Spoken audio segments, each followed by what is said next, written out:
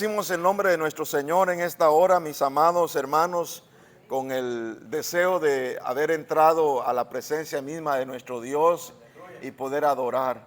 Que esa adoración que usted levantó haya sido del agrado de nuestro Padre Celestial. Él está buscando adoradores que le adoren en espíritu y en verdad. Le voy a invitar a que levante su mano y le diga: Padre, aquí estoy. He venido a adorarte, he venido a bendecirte. He traído un sacrificio de alabanza. En esta hora la gloria es para ti. Entregamos todo lo que somos y todo lo que tenemos. Toda carga, Padre Santo. Todo aquello que se haya acumulado durante el día o en el proceso del inicio de esta semana o al finalizar el mes, Padre.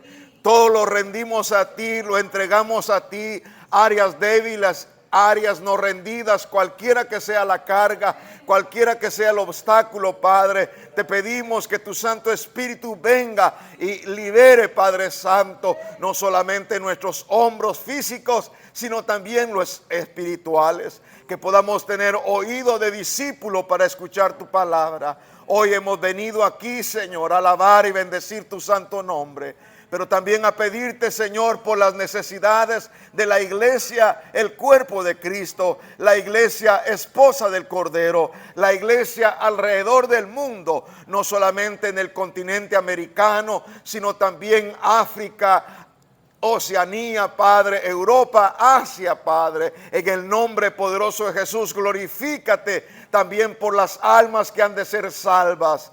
Gracias por la instrucción, gracias por la palabra. Enséñanos, Señor, que tu palabra corra y sea glorificada grandemente en medio de nosotros. Salva al perdido, Señor, sana al enfermo y liberta al oprimido. Que esta palabra, Señor, caiga en buena tierra y podamos ser hacedores de tu palabra. En el nombre de Jesús lo pedimos y los discípulos de Cristo dicen: amén. Aleluya.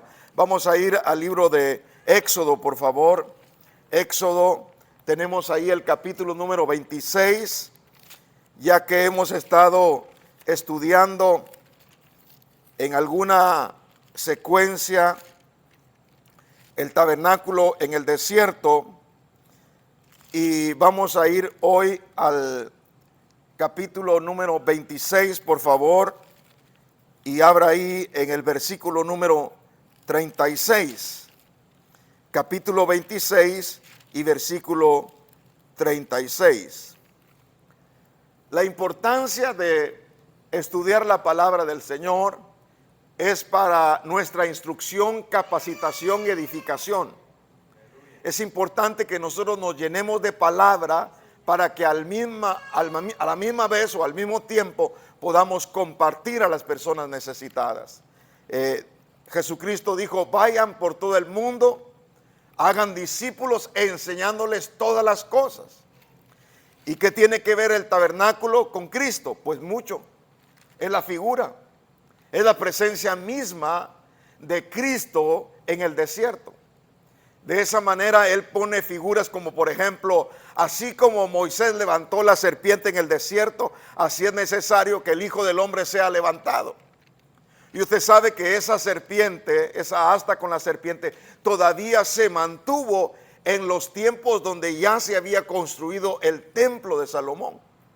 Pero no solamente que se había mantenido quizás como un recuerdo o algo que causara a la memoria ese recuento de hechos sobrenaturales, como por ejemplo salieron las serpientes ardientes y aquellos que eran picados por ella, dice que miraban la serpiente y recibían sanidad. Eso significaba que era la fe la que producía, no la estatua. No la serpiente, era la fe que depositaban. Entonces no se trata de la cruz en sí, sino es quien murió en ella. Hay muchos que adoran a la cruz, besan la cruz, cargan la cruz, se tatúan la cruz, ponen el crucifijo, pero no es la cruz en sí, sino es quien murió en ella. Y nosotros sabemos que es Cristo Jesús, porque por sus llagas hemos sido sanados. Pero note que la serpiente de bronce que hizo la fundición Moisés, la mandó ordenar, todavía permanecía, y aún incluso dice que le pusieron incienso. El pueblo llegaba y ofrecía esas ofrendas que no eran agradables a Dios, hasta que viene el tiempo de la restauración y la quitan. Entonces el pueblo de Israel perdió la visitación, la gloria de este tabernáculo. Y nosotros que estamos ahora como creyentes, pero del Nuevo Testamento, porque los creyentes del Antiguo Testamento es el pueblo de Israel, pero los creyentes del Nuevo Testamento es la iglesia, somos nosotros. Unos son el cuerpo de Cristo y otros, por la misericordia de Dios, deseamos accesar al nivel más elevado, que es la novia de la iglesia. La novia es la que se va, el cuerpo se queda. Siempre se va a ir, pero en otro viaje. Nosotros deseamos irnos. Levante su dedo de índice y diga primer vuelo y primera clase. Aleluya. No se vaya a ir en el económico porque le van a dejar. Se llama waiting list. Ahí hasta que pasaron todos, entonces después se llama la cosecha. Nosotros queremos accesar a la primicia. Entonces note usted que aquí hay una puerta, y esta puerta se llama la puerta de revelación, y es el acceso al lugar santo. Ya que vimos la puerta de acceso al tabernáculo en general, es decir, que iba a entrar en el atrio, se conducía al atrio y después del atrio pasaría a el altar del sacrificio. Después del altar de sacrificio iba a la fuente de bronce, que era el lavacro, y después se enfrentaría a 5 columnas y una cortina de 4 colores. Ahí es donde viene la revelación para nuestra vida. Ya estuvimos nosotros muchos años. Benditos sean aquellos que son hijos de cristianos, que nacieron en el evangelio, que no necesitaron irse allá afuera. Nosotros que venimos reciclados, nosotros que venimos del mundo malo, nosotros que venimos de la ciudad perdida, nosotros que estábamos sin paz y sin esperanza, que el Señor nos alcanzó, ahora sabemos lo que hay allá afuera. Nuestros hijos solo oyen y dicen qué terrible está afuera. Si supieras la densa oscuridad, si supieras el lamento, el dolor, si supieras todo lo que la gente piensa que es alegría y es después un dolor de cabeza, una realidad que duele el corazón. Muchos matrimonios divorciados, personas en suicidio, personas que están desquebrajadas emocionalmente, fragmentados los corazones tras los divorcios, tras tantas y tantas formas de destrucción del enemigo. Pero bendito sea el Señor que Él nos mostró la puerta, y la puerta es Jesucristo, al atrio, y entramos. Ahí vimos nosotros que habían 4 columnas. Entonces vamos a ir al capítulo 26, por favor. Libro de Éxodo, capítulo 26, y busquemos el verso 36. Harás también una cortina para la entrada de la tienda de tela. ¿Y de qué manera va a ser la tela? La tela será azul, púrpura, que ya dijimos, la escarlata, que se menciona como carmesí en otras versiones, y rojo, es el mismo color, ¿verdad? Entonces tenemos el primero, azul, púrpura, luego el carmesí, escarlata o rojo, que es el tercero, y luego dice de lino fino torcido, que es el lino blanco, obra de tejedor. Y harás 5 columnas, y ahí es donde hay un cambio. El cambio es completamente diferente, porque en el verso 16 del capítulo 27 dice que la puerta del atrio, aunque tenía una cortina de semejante tamaño, de semejantes colores, igual, la única diferencia es que tenía 4 columnas y 4 basas. Y las columnas eran, dice la palabra, de oro, pero también estas otras tenían molduras de plata y sus basas eran de bronce. Esto es en el atrio. Era una puerta dimensional. No solamente la gente podía entrar, sino que hallaba completamente un mundo espiritual en el interior. Ya no era simplemente las tiendas alrededor del campamento, ya no eran los humanos. Aquí se enfrentaba, además del mobiliario, se enfrentaba a la figura de los querubines, porque eran decorados. Y más adentro, aunque no lo miraba el pueblo ni el que entraba, sino solamente el sumo sacerdote, él entraba a la misma presencia de Dios, donde estaban los querubines labrados, que se unían ala con ala y estaban como mirando hacia adentro. Ese es el testimonio de la presencia de Dios. Era algo glorioso. Sin embargo, el pueblo que no entendió se perdió de esa manifestación. Y yo no quiero que nosotros perdamos esta manifestación tan grande, que cuando venimos a adorar y cuando venimos a la presencia del Señor, sintamos el deseo de poder hacer ese contacto espiritual. Aquí estoy, Señor. En el momento de la oración, que nos podamos sumergir como ese incienso que sube a la presencia misma de Dios, y nuestras peticiones, rogativas, acciones de gracia puedan subir a la presencia misma de Dios y Él pueda sentir el aroma fragante que entra a la presencia. Ahora, en la descripción nos habla asimismo de estos colores y dice que era azul, púrpura, carmesí o rojo, lino fino blanco, obra de tejedor. Verso 37, harás 5 columnas de acacia para la cortina y las revestirás de oro, y sus ganchos serán también de oro, y fundirás 5 brasas de bronce para ellas. Ahora notemos aquí rápidamente, mis amados, porque el tema puede ser expandible, podemos hacerlo más grande, pero lo vamos a dejar compacto para que sea fácil de recordar la enseñanza. Aquí no es solamente que usted escuche, sino que aquí es que usted asimile la palabra. Por ejemplo, en el mobiliario es importante recordarnos algo rápido para que sea fácil de recordarnos. Es, por ejemplo, en el atrio aquí estaban 4 columnas. Esas 4 columnas dijimos que era la figura de los 4 evangelios: Mateo, Marcos, Lucas y Juan. Y los colores también representan la característica de lo que escribe Mateo. En el color azul está presentando algo celestial, glorioso. En el color púrpura, algo real. Eso nos indica que en el presente nuestro Señor Jesucristo está sentado a la diestra de Dios Padre. Pero en el futuro será llamado Rey de Reyes y Señor de Señores. Será coronado al final, en la segunda venida. En esa aparición será coronado como el Rey y gobernará la tierra con vara de hierro. Y ahí se conoce como el milenio. Entonces el color púrpura es el del futuro. El color carmesí es el del pasado, porque Él derramó su sangre. Pero el color blanco nos habla del pasado, santidad. Nos habla del presente, santidad. Nos habla del futuro, santidad. Cristo en el pasado, presente y futuro siempre fue santo. Aunque llevó nuestros pecados, por eso es el carmesí.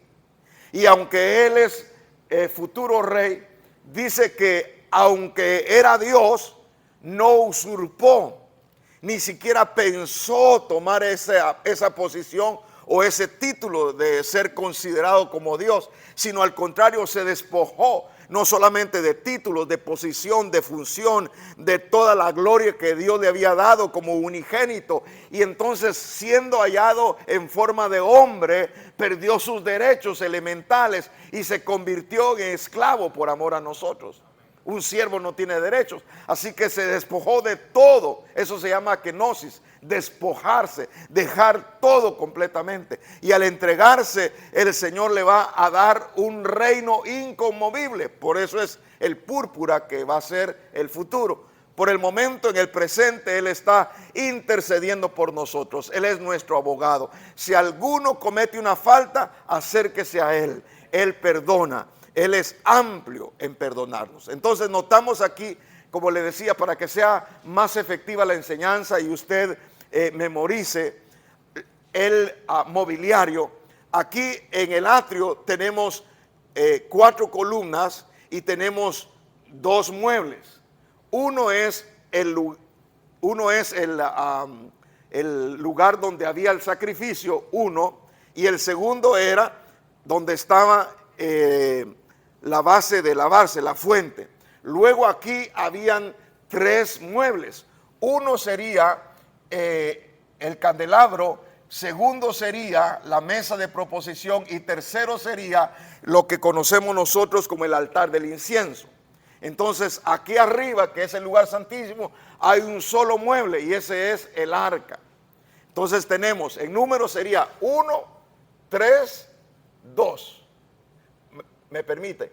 Aquí tendríamos 1, 3 y aquí teníamos 2, que es el lugar del sacrificio, el altar del sacrificio, y después del altar del sacrificio sigue el lavacro o la fuente donde se lavaban. Entonces tenemos 2, 3 y 1, así sencillo. ¿Qué es lo que tenemos ahí? Lo que vamos a recibir como descripción. Notando nosotros a Jesucristo mismo como figura el tabernáculo, hay 3 diferentes secciones o divisiones. Tenemos el atrio y esto es su obra. Aquí hablamos de cuerpo, el lugar santo de alma y el lugar santísimo de espíritu. Entonces, en el cuerpo Jesucristo hizo su obra, realizó el trabajo que el Padre lo mandó a hacer. Él vino a buscar y a salvar lo que se había perdido, y esta es parte del pasado. Ahora nos proyectamos hacia su vida, el lugar santo. Este es el presente. Su alma se ministra con el Padre porque regresa a Él. No me quitan la vida, yo la entrego. Y cuando la entregó, Él la volvió a tomar para poder estar con el Padre.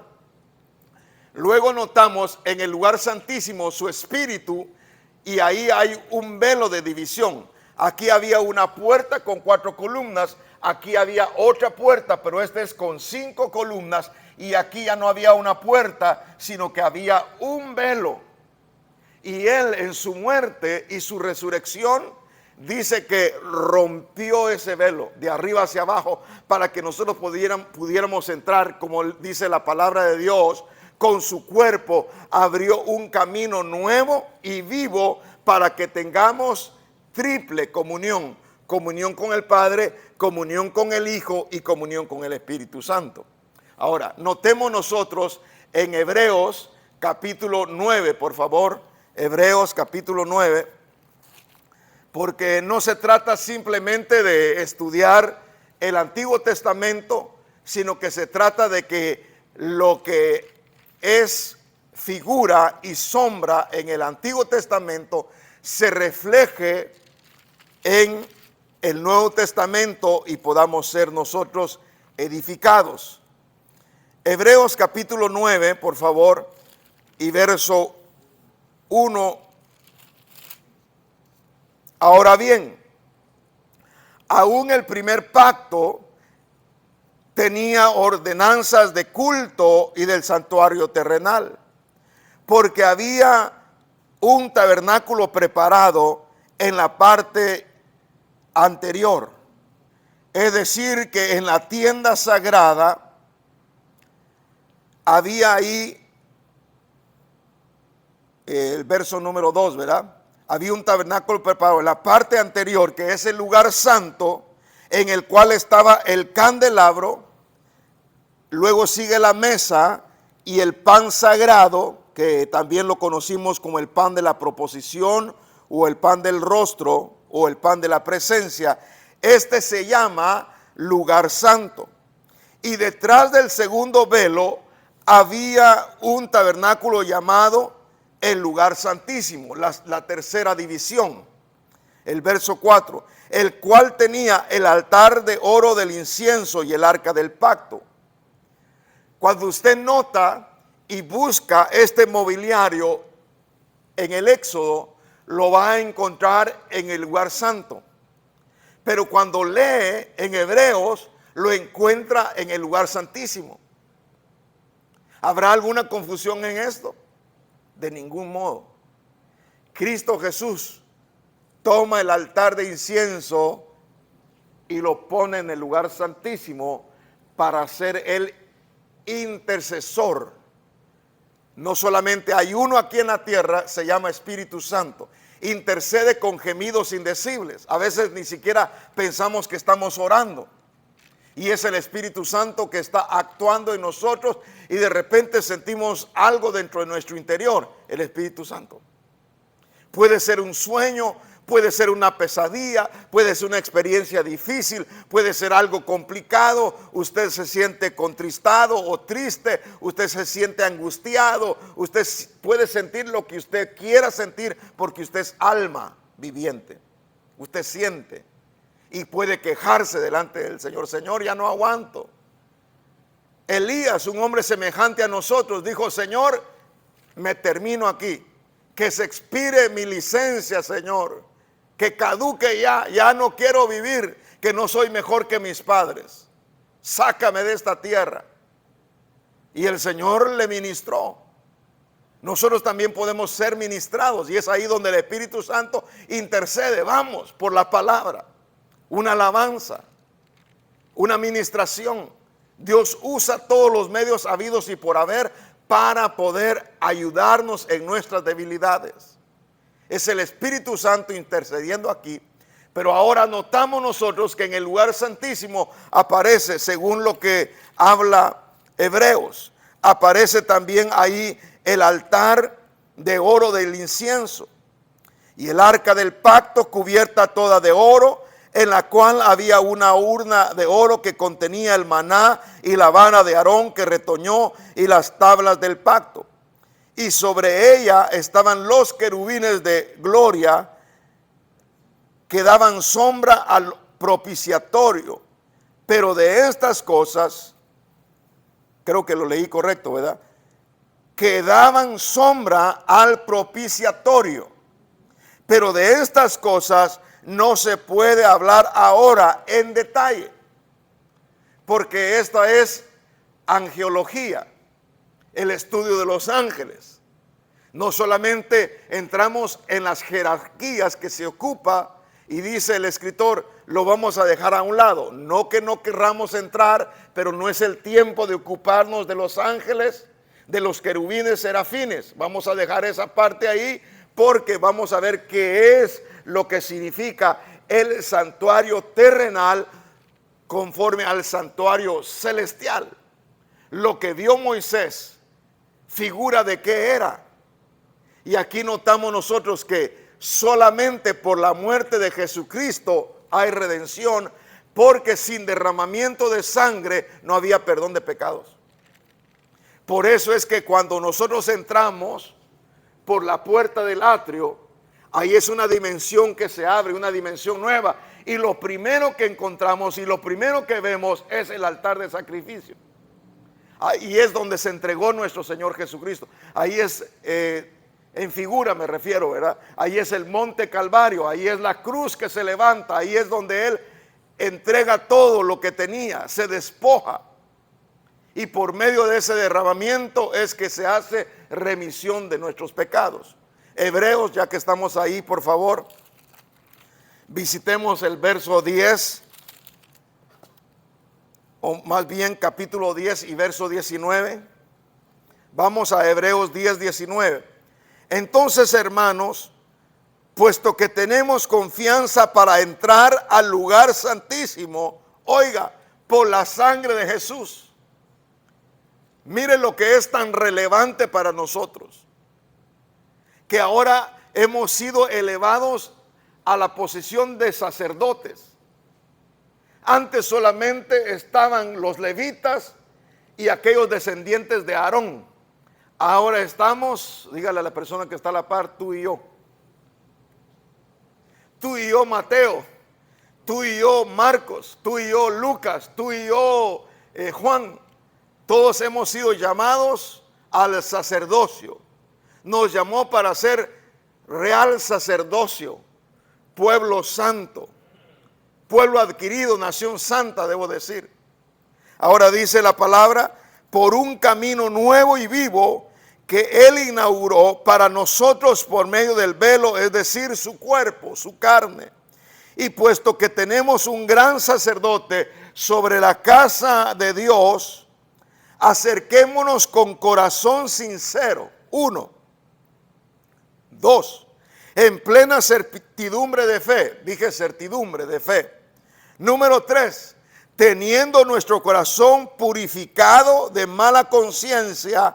Y número 5. Y nuestro cuerpo lavado con agua pura. Note ahí la fuente. Note ahí el segundo mueble. La fuente o el lavacro. 4 columnas, la puerta. Entramos y vemos que ahí está el altar del sacrificio. Pasamos a la siguiente. Encontramos la fuente. Nos lavamos nuestras manos, nuestros pies, nos lavamos nuestro rostro. Y entonces ya podemos ver enfrente de nosotros. Por eso es que la comunión es triple. Ya no solamente comunión con el Padre, sino también con el Hijo y con el Espíritu Santo. El Espíritu Santo nos redarguye de pecado. Él nos guía a Cristo. Cristo nos guía al Padre. El Padre, el Hijo y el Espíritu Santo son los que dan testimonio. Ahora nosotros, dice, ya con esa firme profesión, dice el verso número 23, mantengamos firme la profesión de nuestra esperanza sin vacilar, porque fiel es el que prometió. Y consideremos cómo estimularnos unos a otros al amor y a las buenas obras. Porque esto es revelación. Que Él derribó la pared intermediaria. Aquella pared que nos hacía separados entre dos pueblos, Israel y los gentiles. Ahora es un solo pueblo. Se derribó la pared. Ya nosotros somos uno y los israelitas van a ser salvos solamente a través de Jesucristo. No es por obras. Ellos tienen la verdad literal, pero la verdad espiritual la rechazaron. A lo suyo vino y los suyos no le recibieron. Por tanto, a todos los que le reciben les da derecho de ser llamados hijos de Dios. Ahora nosotros somos llamados hijos de Dios. Entonces debemos de considerarnos a estimularnos unos a otros al amor y a las buenas obras. Si la mesa de los panes representaba a Israel con sus 12 tribus, el cuerpo de Cristo es el pan que descendió del cielo, representa también a la iglesia. Debemos nosotros discernir el cuerpo de Cristo. Usted es el cuerpo de Cristo. Yo soy el cuerpo de Cristo. Y cuando nos reunimos, es el cuerpo con sus diferentes órganos, con sus diferentes miembros y sus diferentes funciones. De tal manera que nosotros no somos competencia uno al otro, nosotros somos complemento. La esposa es ayuda idónea, un complemento para el hombre. De la misma manera, la iglesia es el complemento de Cristo, es el cuerpo. Él se entregó por ella. Así es entonces que debemos de considerarnos al amor y a las buenas obras. Verso 25. No dejando de congregarnos como algunos tienen por costumbre, sino exhortándonos unos a otros, y mucho más al ver que el día se acerca. Mucho más que el día se acerca. Entonces es necesario que nosotros nos esforcemos a mantenernos firmes en la fe, pero también a no dejarnos de congregar. ¿Por qué es importante congregarnos? Es importante congregarnos porque estamos viviendo que el día se acerca. Estamos viendo. Anoche no pude dormir mucho. Se necesitan para activar al día siguiente unas 7, lo mejor serían 8 horas, ¿verdad? Pero la mayoría dormimos entre 6 y 7 horas, ¿verdad? Yo no pude dormir mucho, quizás uniendo los minutos y alguna hora podría haber dormido tal vez unas 3 horas. No tuve un sueño, tuve una pesadilla. Y era pesadilla tras pesadilla, pero en una de las pesadillas que tuve, era ver cómo nos esforzábamos nosotros de un eminente peligro. Me sentía como cuando atravesé la línea, ahí por Chulavista, ahí por esa región donde hay casas de americanos con jardines bonitos, rosas, todo bien arregladito por Oceanside, ahí condado de San Diego, por ahí así, pero eran laderas. Y después de las laderas, acantilados, el mar. Entonces traíamos, no los conté, pero traíamos aproximadamente entre 50, calculo yo, y para no ser exagerado, unos 60 niños. Entre 50 y 60 niños traíamos nosotros con mi esposa cuidando a los niños. Yo no sé quién nos venía persiguiendo. Yo podía percibir en la conciencia que era Homeland Security. Venía atrás de nosotros, la migra pues. Y yo sentía la responsabilidad de los niños que venían atrás de nosotros, alrededor de nosotros, y los cubríamos así, porque ellos se resbalaban. Y la idea es de que subieran y caminaran por las veredas que habían. El camino no era muy fácil para los niños de 5 años, quizás el mayor de los 5 años. Y mi esposa allá arriba, que no subieran demasiado para que no se fueran del otro lado, y yo aquí abajo que no se resbalaran y cayeran al precipicio. Era una angustia ver a los niños, y por allá abajo estaba el valle, allá teníamos que llegar, y allá estaban los granjeros. Y yo visualicé una de esas donde guardan, barn le dicen en inglés, donde guardan el grano. Ahí en esos lugares, ahí pensaba, dije, si llegamos ahí, vamos a meter a los niños y van a estar protegidos. Cuando llegamos ahí, una señora dijo, tengan cuidado porque los niños que están allá abajo están endemoniados. Y me dijo una de ellas, mire, me dijo, y hizo así el labio, y le dijo, el niño le había mordido aquí. Cuidado que no vayan a venir esos niños y quieran morder a los que trae usted, porque son peligrosos, están endemoniados. Niños endemoniados. Me despertaba, oraba, intercedía, me volvía a dormir, volvía a continuar el sueño como que si fuera secuencia. La responsabilidad que tenemos nosotros con la generación que viene atrás de nosotros. Nosotros ya vivimos nuestros desafíos, pero hay generación que viene esperando, confiando, poniendo su mirada en nosotros. Hay que tener cuidado de no perder la generación que viene atrás de nosotros, me decía el Espíritu Santo. Sean nuestros bisnietos, sean nuestros nietos, sean nuestros sobrinos, sean cualquier clase de niños. Y como me dijo alguien, lo que tú mirabas, me dijo, no eran niños, eran almas. Y es preocupación que está el Señor poniendo en tu corazón por las almas, para que las rescates, para que las salves. Y qué bueno que es un trabajo en equipo. Qué bueno que estabas con tu esposa. Qué bueno que están haciendo el trabajo como debe de hacerse, dando testimonio del amor y del cuidado del Señor. Nosotros, dice la palabra, que estamos ya viendo que el día se acerca. Debemos nosotros de congregarnos para que de esa manera estemos sólidos en la fe.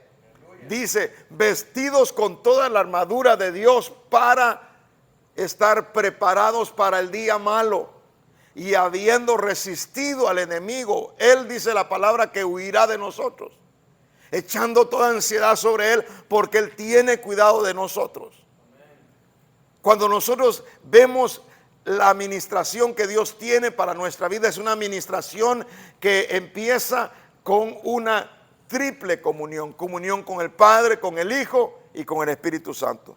Siempre aquí en Hebreos, pero vamos a ver el capítulo 6, por favor. Vamos al 6. Estuvimos en el 9, en el 10, ahora vamos al 6. Verso 1.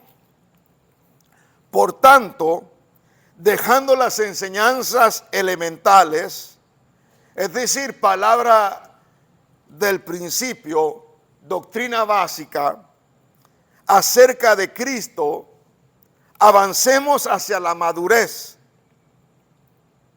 Es decir que la senda del discípulo es ascendente. Nuestro caminar no puede ser decayendo, ni mucho menos descendiendo. Nuestra senda es ascender hacia adelante, poniendo nuestros ojos en el autor y el consumador de la fe, en Cristo. Y cuando nosotros ponemos nuestra mirada en el Señor, todo lo que pueda acontecer a nuestro alrededor, Él tiene control. Si Él tuvo control del pasado, ¿cómo no va a tener control del futuro? Si Él tiene control del futuro, ¿cómo no va a tener control del futuro? Me gozaba el día lunes en la oración, amado, porque me sentí como que si estaba en una poza de agua. Y esa poza, cuando vi el agua, me tiré a la poza. Y mi cuerpo inmediatamente flotó. Y cuando me sentí flotar, oí lenguas. Y cuando oí lenguas, empecé a hablar en lenguas. Estaba hablando en lenguas, pero en mi mente le estaba diciendo: Señor, yo te pedí por mi hijo que volviera, que nos visitara. Pero no sé si tu sierva pidió que se quedara, pero tú lo sabías. Yo solamente dije: tráelo. Y la sierva dijo: pero que se quede. Entonces tú dijiste: pues que se quede. Y tú sabías que se quedaba. Y sin buscar el trabajo, aquí mismo le viniste a dar trabajo. No lo andaba buscando, le llegó el trabajo. Entonces, Señor, tú ya sabes todas las cosas. Jacob se sentía solo y fue a buscar esposa. Y Dios dijo: no, si yo no te tengo una familia, yo te tengo una nación completa. Nosotros decimos naranjitas, y el Señor dice: tu jugo de naranja, Adán. Nosotros decimos un tantito, y Él dice: un gran poco. Te tengo una doble porción. 5 tantos, dale. Si este es Benjamín, si este viene atrás, si este es el último tiro y bien dado.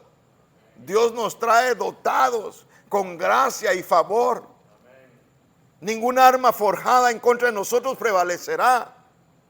Y en el juicio la lengua se va a quedar corta. Es más, la cortan, porque nadie se levantará en contra de sus hijos. Si el Señor es con nosotros, ¿quién contra nosotros? Si a su propio Hijo nos dio, ¿cómo nos da con Él todas las cosas? Y qué gran verdad es que avancemos hacia la madurez, no echando otra vez el fundamento del arrepentimiento de obras muertas y de la fe hacia Dios. Ojo, no está menospreciando la doctrina del principio, no está diciendo: ¿para qué? No, es importante. Lo que está diciendo es: avancemos. Está bien que ya sepa esto, pero no podemos nosotros estar en el círculo de Jericó, dando vueltas y dando vueltas y dando vueltas y dando vueltas y dándolo vueltas. No, tenemos que ir hacia adelante, como la senda del justo. Tiene que ir de aumento en aumento. Dice el verso 2, de la enseñanza sobre lavamientos, es decir, los bautismos, de la imposición de manos, de la resurrección de los muertos y del juicio eterno. Y esto haremos si Dios nos lo permite. Y Dios nos va a permitir experimentar toda la doctrina, porque es tan expansiva la doctrina. Por ejemplo, podemos hablar del juicio eterno. Podemos hablar no solamente de los testigos, podemos hablar de los fiscales, podemos hablar del juez justo, podemos hablar del abogado, podemos hablar temas judiciales, pues, ¿verdad? Sin embargo, dice la palabra del Señor: continuemos avanzando. El camino, la senda es ascendente. El traslado que el Señor hizo en nuestra vida demanda que el cambio, la transformación sea de adentro hacia afuera. No podemos empezar de afuera. Los cambios de afuera, esos son superficiales. Hoy la moda es de esta manera, el próxima década cambia la manera. Nosotros tenemos que mantener la esencia. Y es ahí donde el Espíritu Santo nos ayuda cada día. Bien, vamos a ver entonces en el libro de Primera de Timoteo, ya que estamos cerca de Hebreos, vamos a ir a la Primera de Timoteo, vamos a buscar el capítulo 3, Primera de Timoteo, capítulo 3, verso 15, hablando precisamente ahora ya de las 5 columnas. Columnas se refiere a lo que es gracia, algo que nosotros no merecíamos. Gracia es recibir aquello que no hiciste nada para tenerlo. Es un regalo de parte de Dios. Primera de Timoteo capítulo 3 nos habla también la columna de un apoyo, lo que sostiene el techo.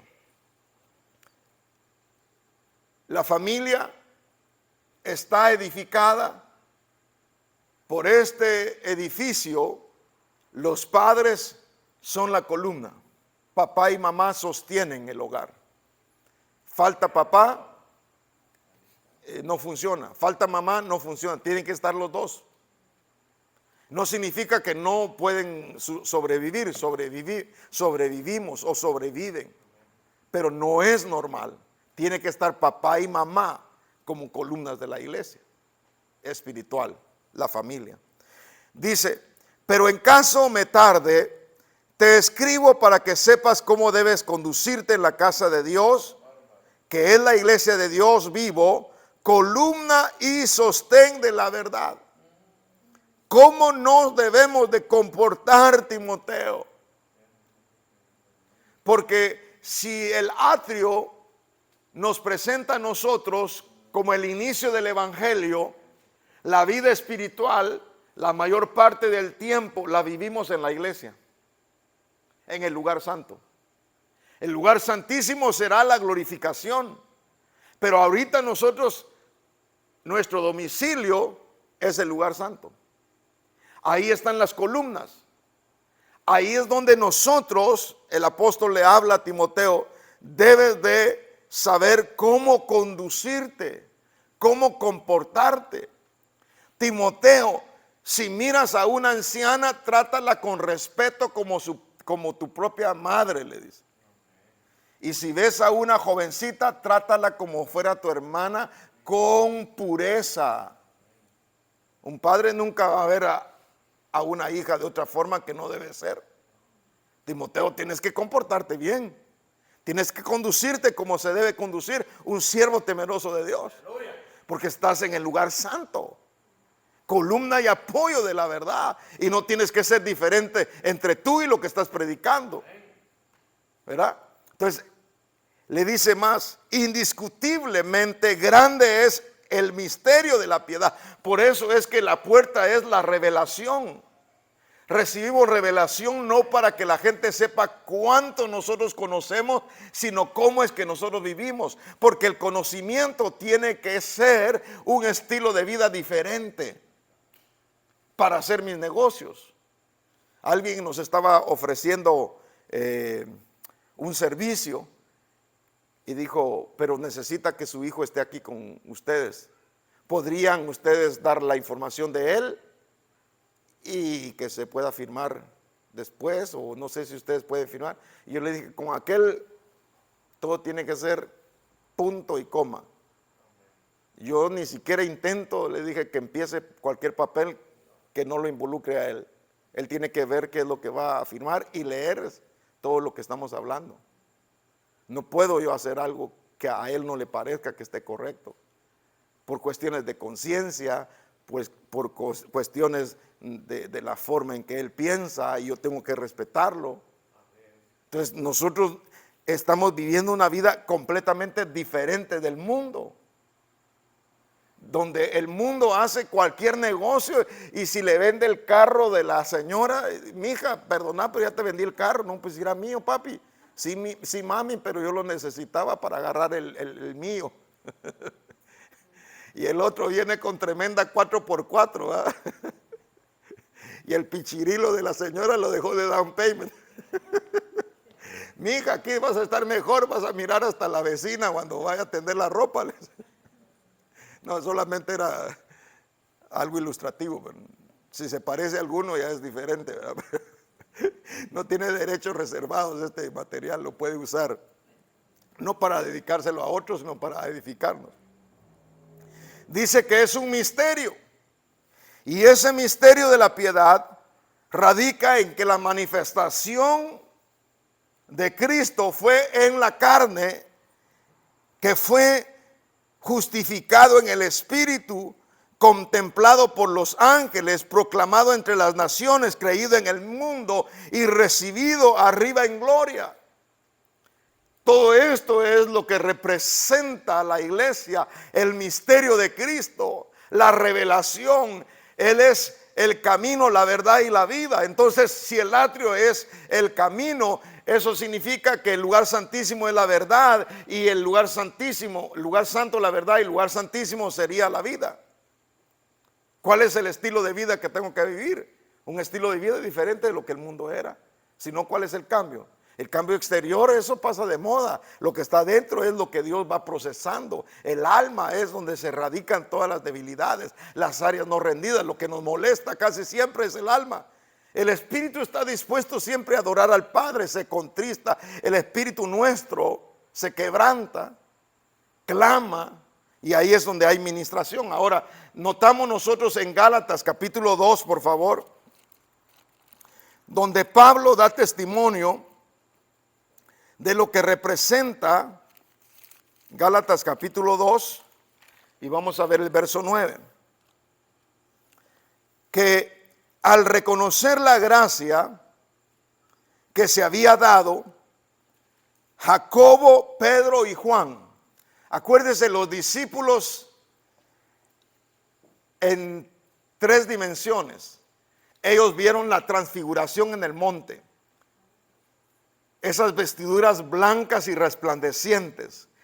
Supieron que era Elías y supieron que era Moisés y Jesús en medio, la voz del Padre. A Jesús oigan solo. Hagamos 3 enramadas. Pedro, Juan y Jacobo. Allá estaban en la resurrección de aquella niña. Allá estaban ellos siendo testigos de la aparición de Cristo en la resurrección. Entonces, los apóstoles respaldan a Pablo y dice que reconocieron la gracia que se me había dado, Jacobo, Pedro y Juan, que eran considerados como columnas. Entonces, columna no es simplemente el apoyo de un edificio físico, sino que también es el apoyo de un edificio espiritual. El apóstol es una columna, como el Padre es una columna dentro del edificio. Si el apóstol está torcido, todo el edificio está torcido y los demás se tuercen. Si el apóstol se mantiene firme, el edificio se mantiene firme. Pablo recibió la gracia juntamente con Bernabé y aquellos que eran considerados como columnas nos dieron a mí y a Bernabé la diestra de compañerismo. No hay nada mejor para un ministro recibir la diestra de compañerismo de los apóstoles, de los profetas, de los demás miembros del ministerio quíntuple, para que nosotros fuéramos a los gentiles y ellos a los circuncidados. Solo nos pidieron que nos acordáramos de los pobres, lo mismo que yo estaba deseoso de hacer también. O sea que es bíblico acordarse de los pobres. Efesios 2:20 nos habla también: edificados sobre el fundamento de los apóstoles y profetas, siendo Cristo Jesús mismo la piedra angular. Y no es solamente llamarnos apóstoles y profetas y no creer en los apóstoles y profetas y no tener ni apóstoles ni profetas. Es reconocer que tenemos el quinto ministerio o el quíntuple ministerio. Tenemos que crecer buscar los ministerios, amar los ministerios. Y dice que Cristo Jesús mismo es la piedra angular, en quien todo el edificio bien ajustado va creciendo para ser un templo santo en el Señor, en quien también vosotros sois justamente o juntamente edificados para morada de Dios en el Espíritu. Ya que la iglesia viene a ser la administradora del ministerio, perdón, la iglesia viene a ser la administradora del misterio. Entonces, como administradora del misterio, el evangelio es para predicarlo, el evangelio de la gracia, a través de los 5 ministerios. No hay cuestionamientos para tal, lo vamos a ver más adelante. Pero quiero que veamos Hebreos capítulo número 3, por favor. Regresemos a Hebreos, capítulo 3. Y aquí quiero que note usted, por favor, la importancia de los 5 ministerios desarrollados en Cristo. Porque yo pensaba, Señor, si vamos a accesar a la puerta de revelación, yo quiero una puerta de revelación no que me incluya para justificar, ni que incluya para justificación de lo que la iglesia cree, porque nosotros creemos en el apóstol, en el profeta, en el evangelista, en el pastor y en el profeta. Algunos solamente creen en el maestro, en el pastor y en el evangelista, y quedan la mano cercenada. Y nosotros tenemos que tener los 5 dedos.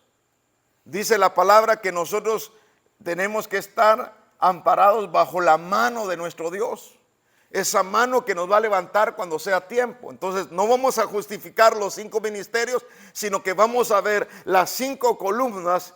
Note los materiales, habían sido revestidas de oro. Su material era de madera de acacia, una madera especial que contenía espinas y había que labrarla, había que pulirla, que tenía nudos, que era dura, pero prepararon para una columna. Luego su base era bronce, que nos habla de juicio, pero que también el bronce nos habla de los sufrimientos y padecimientos. Note que había oro, madera, bronce, materiales para la columna. Jesús es llamado apóstol.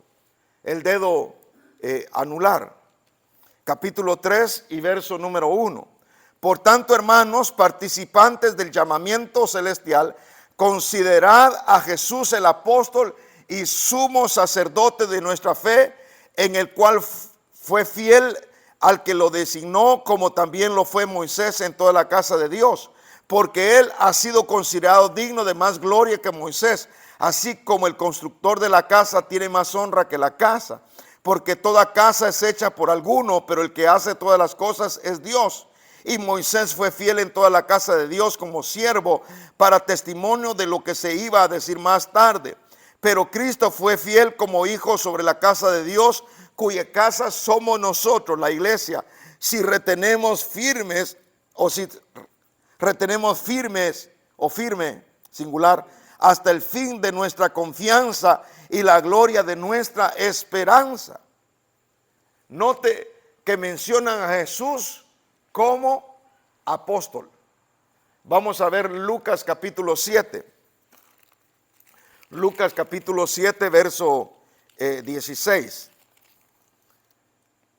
Dice que el temor se apoderó de todos y glorificaban a Dios diciendo: un gran profeta ha surgido entre nosotros y Dios ha visitado su pueblo. ¿Qué decía la gente? Todo lo ha hecho bien. Ha hecho ver al ciego, oír al sordo y hablar al mudo. Un profeta ha visitado nuestra tierra. Jesús como profeta. Vemos entonces ahora siempre en Lucas, pero en el capítulo 4 vemos a Jesús como evangelista. Capítulo 4, verso 18. Cuando Jesús llegó a Nazaret, donde había sido criado, según la costumbre que él tenía de ir a la sinagoga, dice que se levantó a leer y tomando el libro del profeta Isaías, abrió el rollo y el lugar donde estaba escrito, verso número 18, dijo: el Espíritu del Señor está sobre mí. 1. La cobertura de Cristo, el Espíritu Santo. Un apóstol tiene que tener cobertura del Espíritu. ¿Para qué? Me ha ungido para anunciar el evangelio a los pobres. ¿Quién es el que anuncia el evangelio a los pobres? El evangelista, correcto. Me ha enviado a proclamar libertad a los cautivos. ¿Quién es el que libera? El pastor. Y la recuperación de la vista a los ciegos. ¿Quién es el que opera ese milagro al abrir las escrituras? El maestro. Muchas veces leemos el mismo texto, pero cuando el maestro nos lo explica, inmediatamente entendemos, por eso dice. Él es el que recupera la vista a los ciegos. Y dice que pone en libertad a los oprimidos, es el profeta, para proclamar el año favorable del Señor. Entonces ahí vemos el ministerio evangelístico. Luego nos vamos a ir a lo que casi todos conocemos de Juan capítulo 10. Y ahí notemos por favor el ministerio pastoral. Juan capítulo 10. En verdad os digo, el que no entra por la puerta en el redil de las ovejas, sino que sube por otra parte, este es el ladrón y el salteador. Pero el que entra por la puerta es el pastor de las ovejas. Versículo número 11. Yo soy el buen pastor y el buen pastor da su vida por las ovejas. Entonces ahí está el trabajo número 4. Trabajo número 5. Jesús, maestro. Siempre en Juan, capítulo, vamos a ver aquí el capítulo 3. Juan 3. Había un hombre de los fariseos llamado Nicodemo, prominente entre los judíos. Este vino a Jesús de noche y le dijo: maestro, rabí, sabemos que has venido de Dios como maestro. Sabemos que has venido de Dios como maestro, porque nadie puede hacer las señales que tú haces si Dios no está en él. Entonces, el ministerio de maestro es el quíntuple ministerio de Cristo. Todo lo hizo con la autoridad que recibió del Padre. De la misma manera podemos ir a Efesios capítulo 4 y podemos hablar de lo que Jesucristo mismo hizo. Vayamos a concluir con esto. Jesucristo mismo en su muerte, después de Gálatas, vamos al capítulo 4, Efesios 4, sí. Entonces notemos aquí cómo el que asciende es el que descendió. Y cuando ascendió dice que llevó cautiva la cautividad, hubo un traslado. Creo que este es uno de los traslados que vienen a ser figura de cómo nosotros estábamos en el reino de las tinieblas y de repente, ¡zas!, nos trasladan al reino de su amado Hijo. Como aquellos estaban en el seno de Abraham por mucho tiempo y ahora los cambian y ¡zas!, se los llevan al paraíso. Cambia para un nuevo orden. Ya hay una nueva economía, ya es una forma diferente de ver aún hasta la muerte. Antes no había esperanza, sino solamente hasta la final resurrección. Ahora hay más que esa esperanza.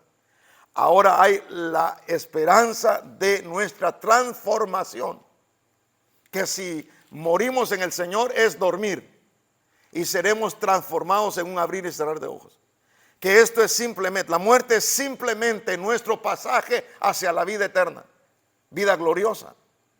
La gente deja de padecer. La gente deja de preocupaciones y de angustia. Entra a la presencia misma de nuestro Señor. Dice la palabra, el que descendió es también el mismo que ascendió mucho más arriba de los cielos para poder llenarlo todo. O sea, aquí nos habla más que el tercer cielo. Aquí nos habla de cielos de los cielos de los cielos. Lo llena todo. Verso 11. Y él mismo dio a algunos el ser apóstoles, a otros profetas, a otros evangelistas, a otros pastores y maestros.